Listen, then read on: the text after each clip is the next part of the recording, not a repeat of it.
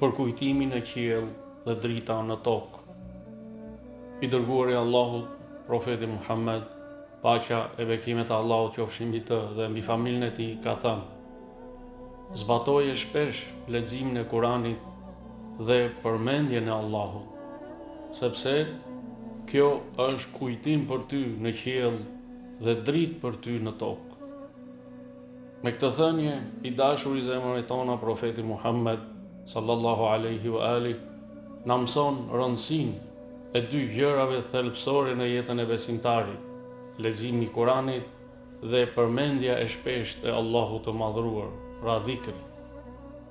Thënia e profetit, jam për kujtim për ty në qiell, do të thotë se leximi i Kuranit dhe dhikri, përmendja e Allahut, të bëjnë të njohur në mesin e engjëjve.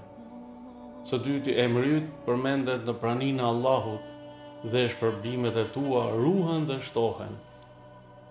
Së treti, është një nder që engjëjt luten për ty dhe të shënojnë mes atyre që e kujtojnë Allahun fuqiplot. Kurse thënia e profetit, janë dritë për ty në tokë, do të thotë se leximi i Kuranit dhe dhikri, përmendja e Allahut, sjellin qetësi, udhëzim, moral të mirë dhe largim të së keqes. Ndriçojnë zemrën nga brengat, dyshimet dhe mëkatet.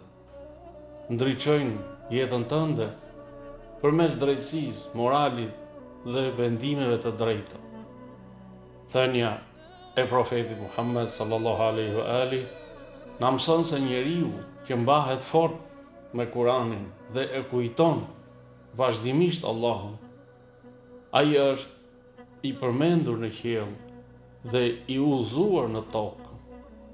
Kështu që ai përfiton nderim tek Zoti dhe dritë në jetën e tij të përditshme.